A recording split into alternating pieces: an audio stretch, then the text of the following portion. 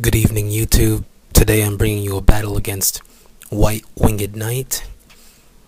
I see that he has a lot of UU and under Pokemon on his team, but I'm not going to underestimate his team at all, since any Pokemon can really be a threat, and tiers are really just for tournament players, I guess. And not only that, I really didn't know what half of his team even wanted to do, so I guess that's one reason why this match was good enough to upload.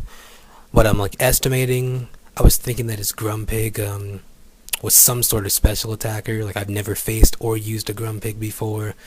I knew that Ampharos was a special attacker because I used to use it in Pokemon XD.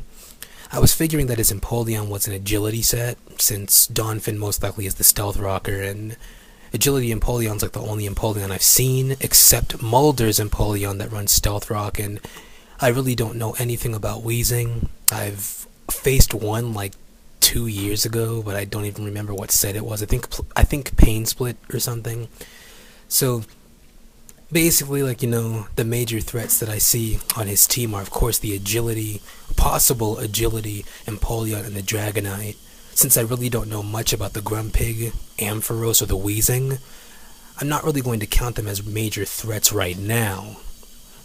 And I know that Donphin most likely is a standard rapid spinner, unless he just happens to be running maybe Toxic Seed Bomb, maybe an offensive version, 4th gen. So just to play things safe, I'm actually just going to stick with my leading Pokemon, and Putnam. And here he's going to send in Grumpig. So here I'm thinking, okay, he's probably going to try and switch out or set up on me, but he goes for the taunt. So I'm alright. Toxic's useless. Now he goes for the Thunder Wave, and I'm thinking, well, I'm just going to stay in and Scald because I really don't know what this thing wants to do. And by how much damage this does, I can tell it's a special tank. It's very, very specially defensive. So here I'm thinking that he's going to switch into his Empoleon now, but instead he just goes for the Heal Bell. So I was thinking, okay, maybe it has Psychic as its last attack. I'm pretty sure it at least has one. And taunt wears off, and he does go for the Psychic, and I'm wondering, why doesn't he switch out into Empoleon? Is it possible that he's the rare Swords Dancing Empoleon? Why doesn't he just switch out? Does he think I have Hidden Power Electric? But instead he just keeps going for Psychic, so I'm thinking, okay, he must have something in store for me, but since I really don't know what he has in store for me, I'm just going to play it safe and keep Scalding.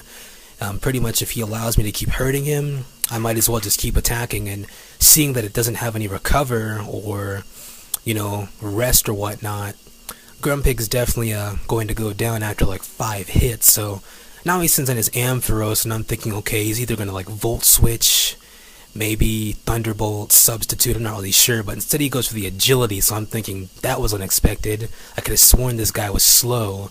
I still outspeed with the Hidden Power Ice, which happens to get a critical hit, but now he goes for a Hidden Power Ice of his own.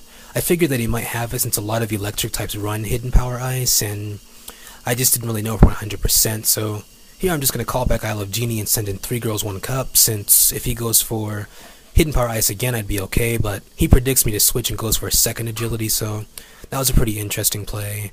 Here he goes for the Focus Blast, but it misses, and I go for the Power Whip, predicting Empoleon to come in, but he gets the Static, which really doesn't bother me because Gyro Ball is pretty much a lot stronger now, plus I'm Choice Banded and stuff like that, so I know he's going to go for the Dragon Dance, so I'm just going to send in Isle of Genie to launch off a Hidden Power Ice.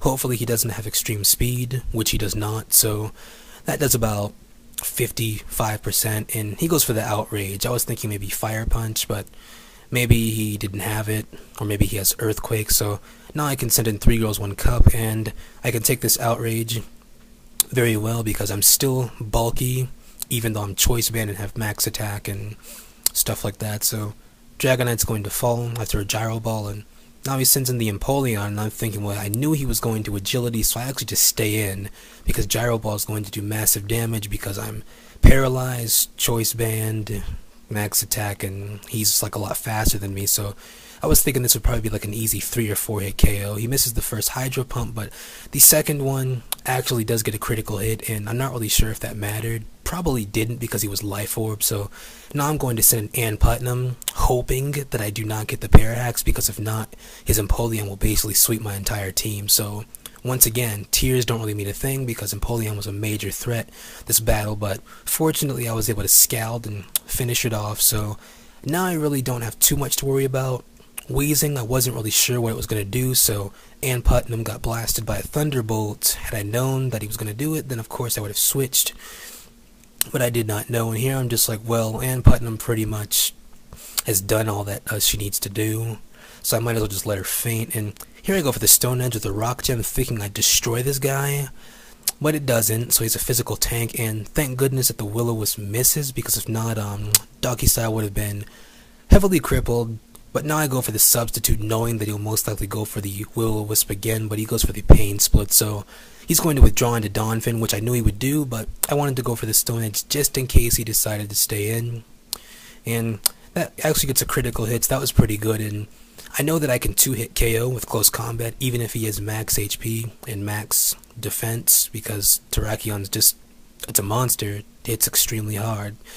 So he's going to be forced to Earthquake and break my sub. And now I was thinking that he might switch back into his Wheezing, but I didn't really care. I'm just going to go for the close combat, because from this point, my Tornadus T could come in and clean up both of them, since I know that his Wheezing is a physical tank. So I'm going to go for the substitute again, thinking that he might try and go for Will-O-Wisp again, but he knows my shenanigans, so now he's just going to keep attacking. Plus I have like double defense drops, so I guess there's really no need for him to even try and burn me anyway, so he's going to Thunderbolt, and I barely survived that. Doggy Style's really putting in style of his own, with this Stone Edge not missing, but now the Sludge Bomb is going to take it out, and this is a good game because I'm going to Hurricane this Wheezing, so good game. WhiteWingedNightmare. This is UnhappyCarousel signing out, so I'd like all of you to please comment, rate, subscribe, and have a good day.